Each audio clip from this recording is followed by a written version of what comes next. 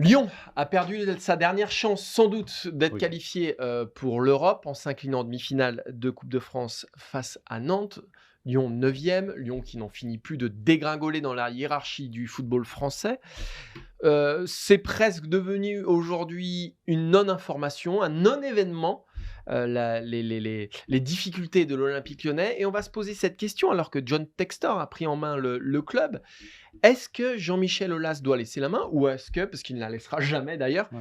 est-ce que le nouveau propriétaire de l'OL doit débrancher Jean-Michel Aulas, sans doute l'un des plus grands présidents de l'histoire Ah oui. de la Division 1 et de la Ligue 1, malgré tout?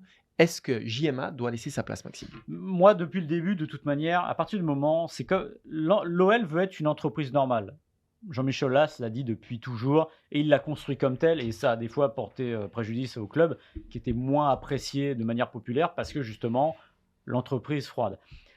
Dans toute entreprise, quand il y a un rachat, le racheteur, celui qui met ses billes, généralement ne vient pas pour raser gratis et il finit par mettre ses hommes à la tête d'un club. Ou d'un Mais là, on club ou sait d'une qu'Aulas a signé un contrat Ouais, oui, pour être là ouais, 3 ouais, ans ouais. et que si John Textor voulait s'en séparer, ça coûterait 10 millions d'euros au Il propriétaire, ce sera un peu selon des informations de voilà. l'équipe.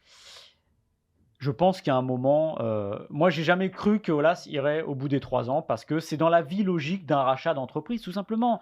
On peut le regretter ou pas. Donc je pense qu'en plus là, le moment est très dur pour l'Olympique lyonnais qui continue sa descente aux enfers parce qu'on a regardé les classements depuis la dernière fois que l'OL a gagné un titre, c'était en 2012, c'était la Coupe de France. En gros, ça donne du 5e, 2e, 2e, 4e, 3e, 3e, 7e l'année du Covid, 4e, 8e et là actuellement 10e.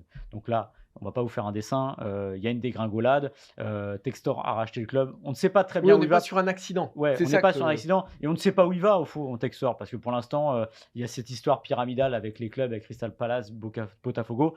Que veut-il faire de Lyon? On n'en sait pas. Les recrues qui arrivent, Sarr, Jeffinho, c'est quoi? C'est pourquoi faire? On ne sait pas non plus. Mais en tout cas, je serais quand même pas étonné que Jean-Michel Aulas soit non pas sur un siège éjectable, mais qui soit plus aussi bien assis. Surtout, il y a cette phrase qu'il a délivrée à nos confrères du journal L'Équipe aujourd'hui, où il explique, en gros, si on vient m'imposer des choses sur l'organisation sportive, il y a peu de chances que j'accepte. On va lui imposer des choses. Et qu'est-ce qui se passe quand on n'accepte pas? Moi, je pense qu'en plus de ça, alors toi, tu le vois du point de vue du nouveau propriétaire, moi, je le vois du point de vue de la logique. Pour moi, Lyon doit rentrer dans son époque moderne, doit se moderniser. Et je pense qu'Aulas, aujourd'hui, est un frein à cela parce que il applique d'anciennes recettes, celles qui marchaient avant, qui ne marchent plus.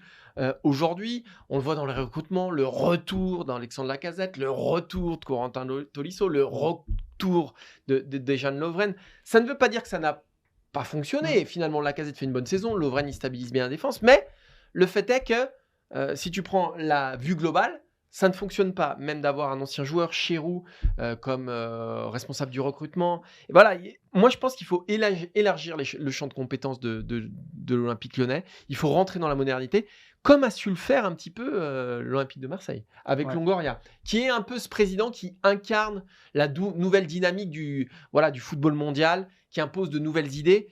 Je pense, moi, aujourd'hui, que Jean-Michel Aulas est un tout petit peu dépassé. Qu'est-ce qui le tient encore aujourd'hui? C'est sa com en disant « Je ne partirai pas sans que Lyon gagne une Coupe d'Europe. J'ai une vision. On va gagner ci, on va gagner ça. Non, mais ça ira mieux, ça ira mieux. » C'est que ça, aujourd'hui.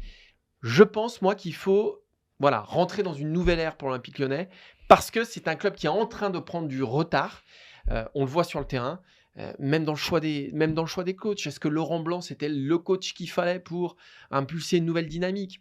Alors c'est facile de le dire aujourd'hui parce que les résultats nous prouvent le contraire. Mais voilà, on est dans une sorte de... On fait avec des anciennes recettes, Juninho, Chérou, etc. C'est les vieux pots à chaque fois. Voilà.